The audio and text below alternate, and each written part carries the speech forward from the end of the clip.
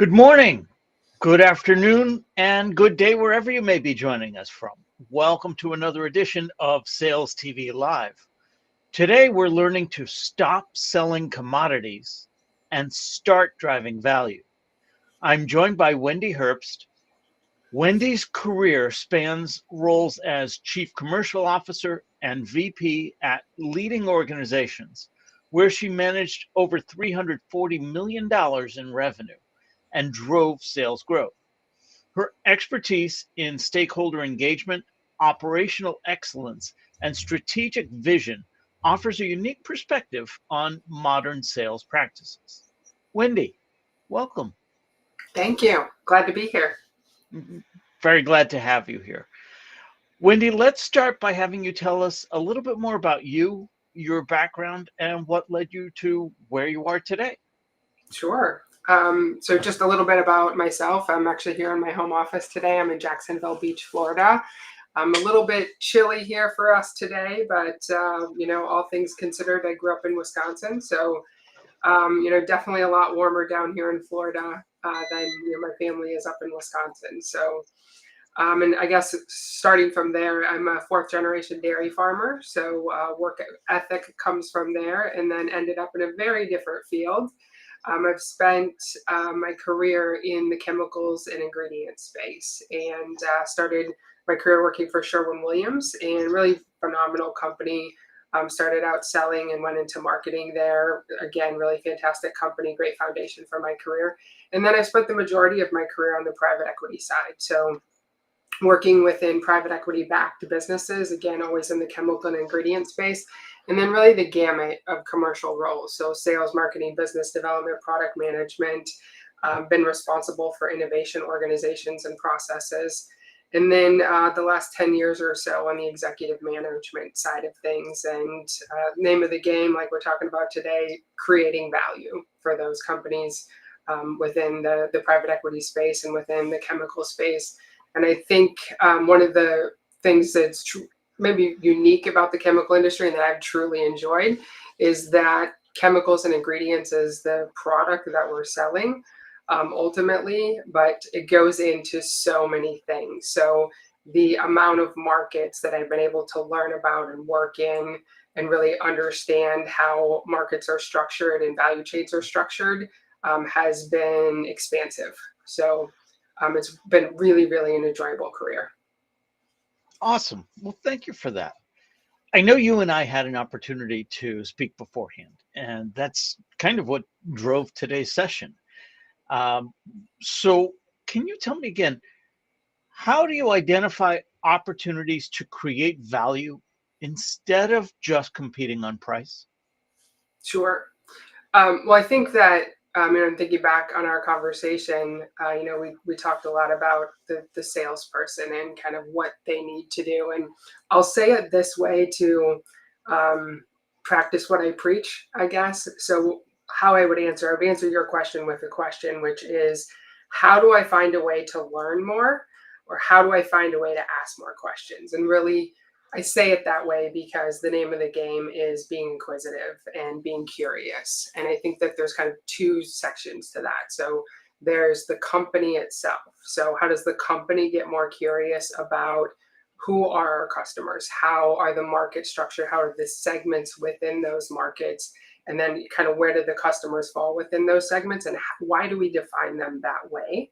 And how do they go to market? And then really understanding that value chain. And I like that term better than supply chain because it really does come down to value and saying, every link in that chain, everyone has to make money. If they don't, then it breaks down.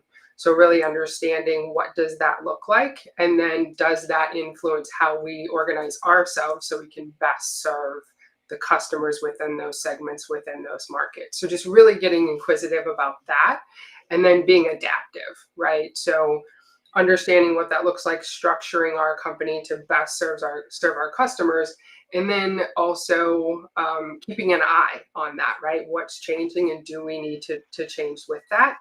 And then once we have that, then it does go to the salespeople, and it really comes down to asking questions and I think back on our conversation, we talked about, how do we kind of determine what that value is? And, we said, what's the playbook, right? What's kind of steps 1 through 4? And it's the step 1 is ask questions, going in there and saying, how can I solve problems? Help me understand what's keeping you up at night. Remembering I'm a person selling to a person, they have goals. The number 1 goal being get their work done so they can get home to their families and get onto their hobbies. So how do we help them get there? So asking a lot of questions, understanding that, and then steps 2, 3, and 4 really get determined by the answers to those questions. So what are we learning about that customer? What are we learning about how their process works, how they go to market? What problems do they have? What problems do their customers have? What are they working on today to get results for today? And what are they thinking about for the future? And then how do we take that and internalize it into what we do as a company, and how can we help solve those problems? And ultimately, for any company, it kind of comes down to 2 things, which is how can we drive additional revenue for them, or how can we save money, which ultimately, again, we're creating value. So how do we deliver EBITDA? How do we create margin? And we do that by increasing sales. Also can think of that in terms of revenue, and then also cost savings. So again, we're contributing to the bottom line. So talk to the salesperson who is selling what they believe is a commodity. Talk to the salesperson who is selling logistics services or selling a CRM platform which looks just like every other CRM platform, or ultimately your background selling chemicals, which are absolutely commodities. What do you mean I can't sell just on price? That's all I have to sell on. How would I differentiate otherwise? So when I hear you say that, Robin, the first thing I think of is, don't tell me chemicals are commodities. They certainly are not. I've made a career in this. And that's really, again, that's the answer to the question, which is, how can we ask our customers to think about our products in terms of value and solving problems if we ourselves don't think of that? So that's really what it comes down to is, and I literally do the visual with when I'm talking with sales teams, so we have to flip that switch in our mind. If we go in and talk to customers and think, my mission is sell the product, my mission is deliver my pitch on my logistics or my CRM or whatever it is, then that's what we're going to go in there and do. But if we flip that switch and we think about, what is my mission? And so whatever you need that to be. So again, I would come back to asking questions. So what I would offer the mission should be is, I am going to figure out what problems they're solving today, or how, some version of that question of what problems are they facing? What are they working on when they're not meeting with me? What are the things that are keeping them up at night? I'll come back to that question. So go in there with a different mindset to say, how do I think about this differently so that I can help them think about this differently? If I go in thinking about price, I'm going to talk about price. That's what we're going to talk about. If I go in with a different mindset, I'm asking questions. So now they're giving me different responses. We're having a different conversation than what they anticipated. Now we can all think about it differently. And that's really what it comes down to in terms of, at the salesperson level, to just really retool their thinking. If they want their customers to think about it differently, it starts with them and it starts in their own mind. Can you give us some examples? I know when we spoke, you gave me some great examples of differentiating. I have a truck of potash I'm going to sell you. How is that any different from anyone else's truck of potash? So I would go back to what I mentioned before of looking through the entire value chain, right? So I love the example of water, right? That it's necessary for human life, right? But you'll pay vastly more at Disneyland than you'll pay at the grocery store, right? They created scarcity. They're doing all kinds of things to water now, adding flavor, adding vitamins. They're, doing different things with charging the water. and that appeals to a certain audience. So I would go back to what we talked about in the beginning of let's understand our market. Let's understand how it's structured, the segments within them, what drives them, because that's going to define your segments so that we can then deliver a product that adds value. And then you can say, can I do these things with my product? Is this an opportunity to innovate my water, my potash, and bring then something valuable to those customers? Or is there, again, other questions that we can ask there that help us to understand what truly drives them and what will bring value to them? You gave me some great examples when we were speaking about ways to differentiate. Maybe it's not changing the chemical formula in any way, shape, or form. The chemical is the chemical, but the chemical delivered on this date versus that date. The guarantee of the chemical delivered on this date versus that date. The holding and storing of that. What are some things that people should be thinking about specifically around creating value? Can you give us some examples beyond those that I was just talking about? Sure. And yeah, I recall the example that we talked about, and I started to mention, I guess, the value chain piece. So that's why I think that starts to become really critical, where you understand, again, upstream, downstream, from wherever you fall within that, of, again, where did those connections happen and how can you add value there? So one of the examples that I had talked about was that we changed how we priced our product. So, I mean, certainly you can look at things like how do we deliver it? Can we put it in a different package that maybe saves them time or saves them money in terms of delivering to their customer, or storing it within their facility, or utilizing it within their process because they can now open the package faster. Very simple things like that, which again comes back to listening and seeing, making sure that we understand all the pieces of the process and of the value chain. And then, so the example that we had talked about was, not a package, but actually how we priced our product. So what we learned when we looked at the entire value chain, and we had to look very, very far down to, all the way to the consumer, and we were, several links back up the chain. And we realized that because of how they had to write the contracts with a few of those pieces of the chain throughout, they valued having their price validity for a longer period of time. So because we were willing to offer the price for our product that they could get from several other our competitors at the same price for a longer period of time, they were willing to actually pay more per unit, which allowed us to increase our margins, but also for them to have really reduced risk is what it came down to. And then that created all sorts of synergies for them in terms of creating contracts and securing assets and inventory for what they were actually doing. It was in the road marking space. So like I said, we were create value for your customers, ask questions, create value for them. You will also be creating value for yourself and for your company as well. So really look at all pieces and parts of it. And the challenge I like to give to sales teams is, like I said, be inquisitive. I can't say that enough. And ask a lot of questions.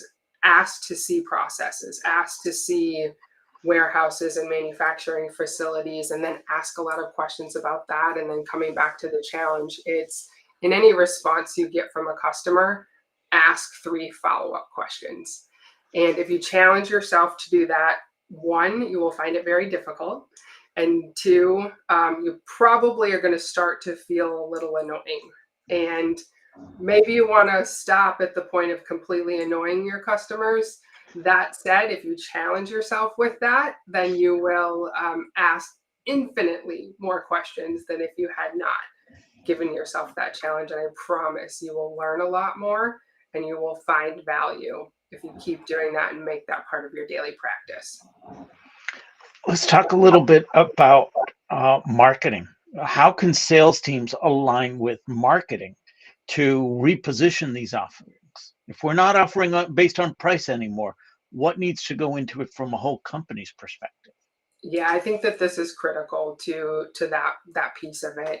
If you do want to get away from price selling and get to offering solutions, solving problems, value selling, selling based on the value of not only your product, but everything that you do for that customer, including deliver it, including package it, any other services that you might be offering, really looking at that as a total package and value that you're offering there.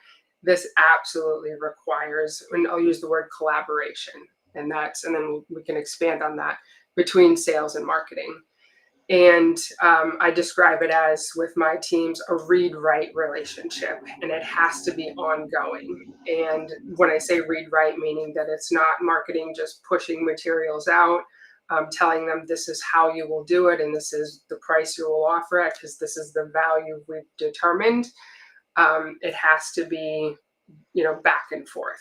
And I do believe that it starts with marketing, and I'm thrilled to see this in the organizations I have worked for and feel honored and humbled to have been able to lead some of those efforts, have watched it happen within those organizations and in the chemical industry in general. And I think a lot of industries are seeing this shift where it needs to start with marketing. And that is, go back to just understanding how markets are structured, what are the segments within them, how the customers, I define a segment as a shared set of needs. So let's make sure that we really understand that in terms of how it pertains to our product and how we go to market, which we've already learned is very dependent on how they go to market. So making sure that we have that picture, and then bring in other functions, right? Because we're looking at everything throughout the value chain. How do they produce it? How do we deliver it? So let's talk with manufacturing, with supply chain, with finance, and let's ask these questions. This is how we see the world, and this is how we would structure markets and segments, and how we would talk to customers. These are the type of tools that we believe that we need because of this understanding, and let everybody poke holes in that, and then kind of get to that base understanding of how do we want to structure this, and then we can design a plan around that.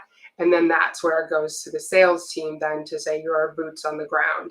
You are having these conversations with customers. You're asking all these questions and all of those follow-up questions. Then bring all of that information back. And what gets measured gets results, right? So making sure that we're documenting those things, and we're tracking those things, and we're looking at, it's a constant, it's an ongoing process to keep looking at that and saying, okay, if we defined segments as a shared set of needs, as we've collected all of this information based on the structure directly from the sales team coming from our customers, do we still believe it? Does it still hold true, or do we need to make some adjustments there because we can serve our customers better? We could do better for our company because we could do better for our customers if we make changes there. And then,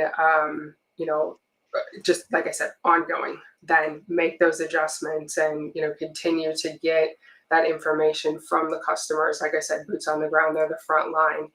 And I love, and I, again, have done a lot of this within my career. I've served in marketing roles as well. And then take your technical people, take your marketing people, take your manufacturing, your supply chain people to your customers. They will ask a different set of questions than a salesperson will. And it also invites additional people within your customers into the conversation as well, again, allowing you to learn more, right? If you say, I'm bringing my supply chain person, they'll bring a supply chain person. They speak a different language than us commercial guys, right? So we get to learn more that way. That, in every salesperson, that kind of rule of 5, right? We always want to continue to penetrate further into the organization, and how do we have more conversations and know more people so that we really create more stickiness with that relationship.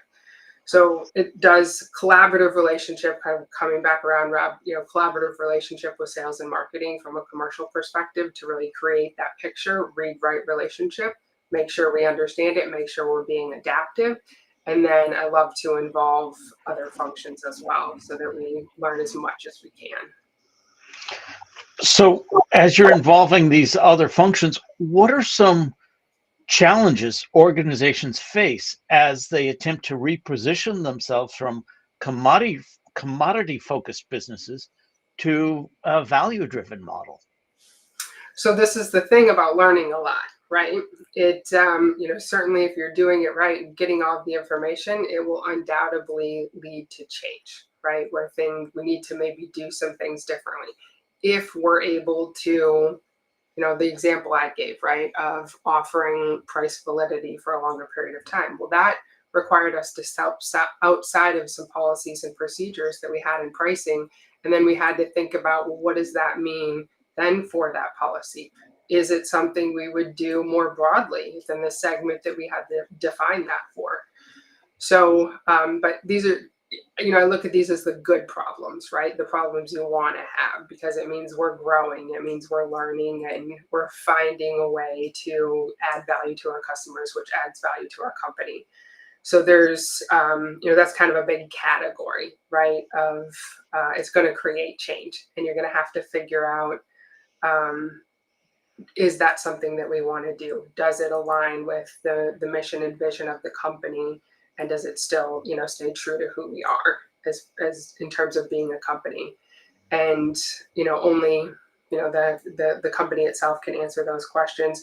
For the most part, it comes down then to, like I said, answering those questions and then looking at impact to the company, because ultimately missions and visions of companies, right, are to be profitable for shareholders, et cetera, while delivering value to our customers and some version of that. So if we've learned a way to better serve customers and it can be done in a profitable way for us and for our customers, then we put plans in place to start making those changes. Beyond revenue, which is really a lagging indicator, how do you measure success when implementing a value-based approach? I am a huge fan of leading and lagging KPIs, right? So you just gave an example of a lagging KPI, and really the financial output, right? Like your monthly report, every line on the P&L, right, is going to be a lagging indicator of what's happened in the last month and then kind of year to date, depending on where you are in the year. And then really it comes down to, I go back when we said step one, ask a lot of questions, then determine step two because of the answers to those questions. So how do you, once you have those, then utilizing those to determine what are those leading KPIs? What are the things that you want to measure? And how I would define that is, okay, we know we want to grow in those lagging indicators, right? If we think about financial performance, et cetera.